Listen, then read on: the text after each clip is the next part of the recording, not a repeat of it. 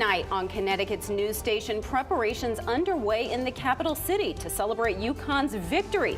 Coming up, how we're getting ready to cheer on our Huskies tomorrow at the parade. And UConn isn't the only team showing their Connecticut pride. We're at Quinnipiac University, where students are showing their support as the Bobcats head to the National Hockey Championship. I says, okay, well, it's gone forever. A special hat stolen. How a Good Samaritan helped bring it back to its rightful owner. Now at 6, this is Fox 61, Connecticut's news station. Good evening. Thanks for joining us here on the news at 6 this evening. I'm Ben Goldman. And I'm Samaya Hernandez. We are less than 24 hours away from the big UConn victory parade and rally happening tomorrow. Yeah, it's going to be an exciting weekend in Hartford. Preparations already underway in downtown. Businesses welcoming the crowds with open arms. Fox 61's Carmen Chow joining us live in Hartford with more on all the excitement getting ready. Hey, Carmen. Well, hey there, Ben and Samaya. A lot of store windows here along Trumbull and Pratt Streets have been decked out with UConn swag, and a lot of workers with the power station events were here all afternoon setting up this big stage and making sure that Hartford is ready for the big day tomorrow. I live in Connecticut. There is no better time to be a proud nutmegger. Even if you are not a basketball fan, the camaraderie, people say, just sucks you in. Super UConn fan. I'm born and raised in Connecticut. How can you not be? Parking spaces already marked as reserved surrounding the XL Center on Trumbull Street.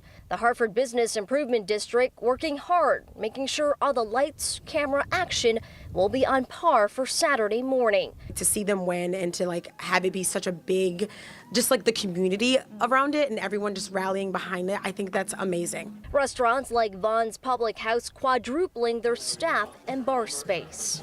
You won't be waiting for a drink, that's for sure. We're gonna have a DJ outside, we're gonna have a bar set up, there'll be live music going until 3 or 4 o'clock. So after the parade last month, we've got it down. We're ready for everybody tomorrow.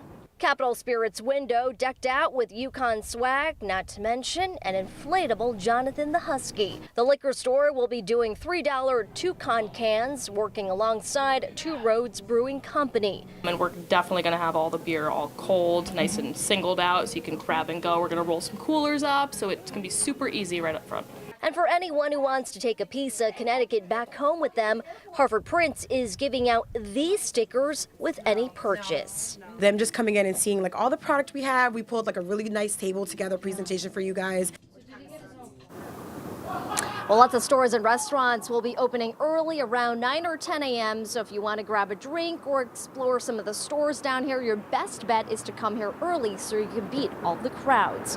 I'm live in Hartford. Carmen Chow, Fox 61, Connecticut's news station. Thank you, Carmen. And if you can't make it to Hartford for the parade tomorrow, you can watch it right here on Fox 61. Tune in tomorrow at 11:30 a.m.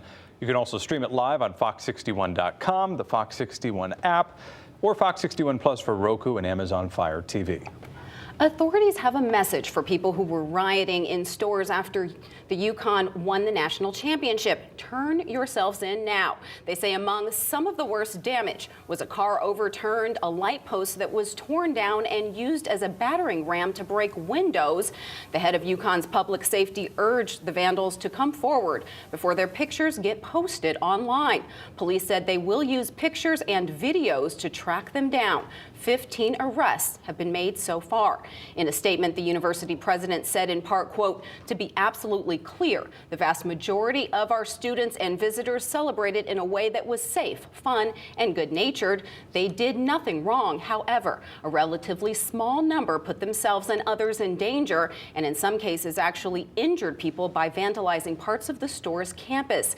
In addition to being wrong, their actions embarrassed our men's basketball program, our university, our state, and themselves." After dominating in last night's Frozen Four semifinal game against Michigan, the Quinnipiac University Bobcats are gearing up for the national championship game. This is exciting stuff. Yeah, the men's ice hockey team is in Florida right now, but the campus hype is still going strong. Fox 61's New Haven County Bureau reporter Julia LeBlanc joining us now live from Hamden. Hi, Julia. Hi, good evening to you both and happy Friday. Getting ready for the weekend here, and so are the students. The students were watching from on campus last night across the state and all the way in Florida as the Bobcats beat Michigan. And now they are really hoping that the men's ice hockey team can take home that trophy, which would be the first ever national championship win in the program's history. On this Easter weekend, campus is mostly quiet. But the school spirit is loud. It's awesome. Having something that everybody is proud of is amazing. QU freshman Julia Elaine has become a die-hard hockey fan. She and her friends watched in their dorm as the Bobcats took home a 5-2 win against Michigan Thursday night in the Frozen Four semifinals.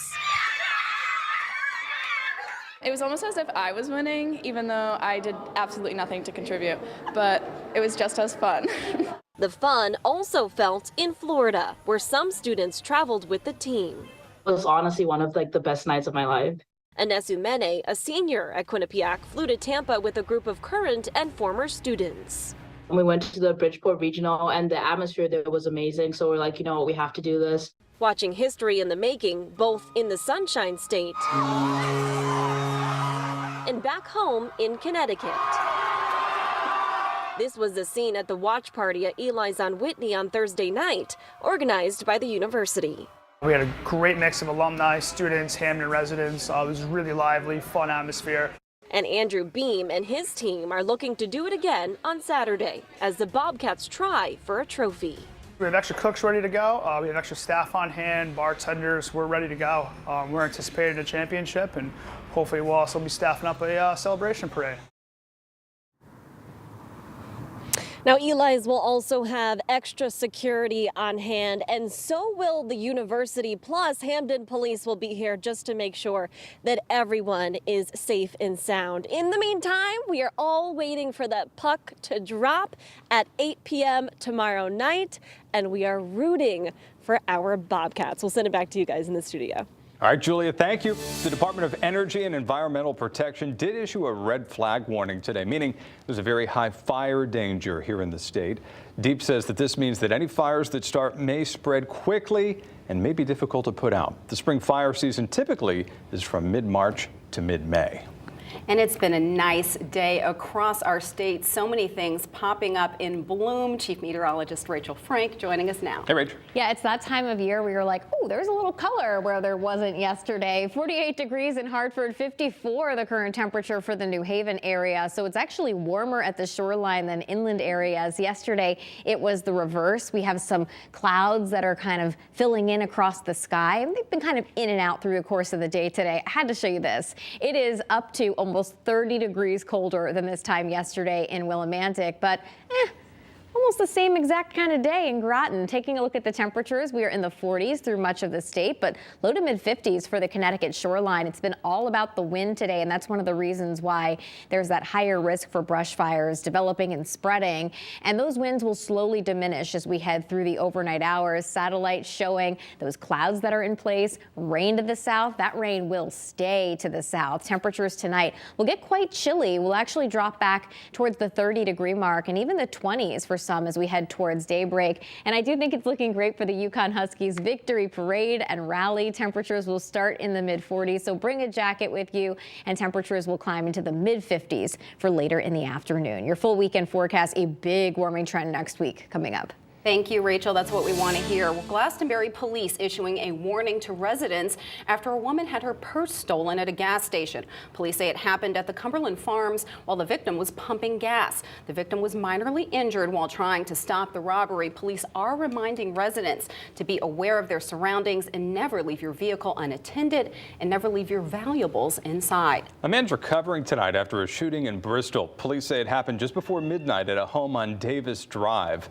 No victims were found on scene. Police say a 20-year-old with gunshot wounds walked into a local hospital while they were on scene. That person's in stable condition tonight. Anyone with information on the incident should give police a call. New tonight, another blow for Sikorsky in the Stratford company's battle to regain a $1.3 billion military contract. The Federal Government Accountability Office denied Sikorsky's challenge of the U.S. Army's decision to give the Black Hawk replacement contracts to Texas-based Bell. Fox 61 political reporter Emma Wolfhurst has been following this story and joins us in studio with more. Hi, Emma. Hi, Samaya. Ben, a lot of emotions from Connecticut's federal lawmakers today. The congressional delegation saying they're deeply disappointed in this decision. Now, this all started in December when the Army awarded this contract to Bell instead of Sikorsky. Sikorsky challenged, but that's now been denied, leaving state leaders with lots of questions. Our American men and women deserve the best. Sikorsky, owned by Lockheed Martin, has been manufacturing Black Hawk helicopters for 40 years. All the helicopter pilots around the world would have to learn how to fly a completely different helicopter. The Connecticut-based aircraft manufacturer faced off against Texas-based Bell in hopes of winning a $1.3 billion Army contract to manufacture a new aircraft to replace the Army's fleet of Black Hawk helicopters. The Army chose Bell. I am very fearful that the Army has, in effect, chosen a bright and shiny object, which is going to be far more expensive and far less cost effective. Sikorsky challenged the Army's decision, but Thursday, the Government Accountability Office denied that challenge, recommending the federal government uphold the Army's decision. Connecticut's legislators in Congress want answers. They owe us the facts about the merits of these two proposals, which they have refused to give us. Blumenthal says Army leadership refuses to provide lawmakers with a detailed briefing to understand why Sikorsky lost to Bell. But at a recent Senate Armed Services Committee hearing, the U.S. Defense Secretary agreed to give a thorough briefing on this issue. Congress has the purse strings. Any of these helicopters or any other defense asset has to be funded by the Congress. Sikorsky does have the option to appeal, and in a statement, a spokesperson said it will review the GAO's decision and determine our next steps. Now, there are concerns about job loss as Sikorsky currently employs about 8,000 people here in Connecticut. The company did lay off around 800 positions last month related to this contract loss. I did reach out to union leadership but did not hear back. Blumenthal says, though, employees shouldn't be worried, adding the Black Hawk isn't going away anytime soon and citing another potential defense contract for the company in the future. Ben. All right, Emma, thank you. New tonight, West Hartford has finally decided what to do with the giant Connie the whale statue right in front of the former site of the Children's Museum on Trout Brook.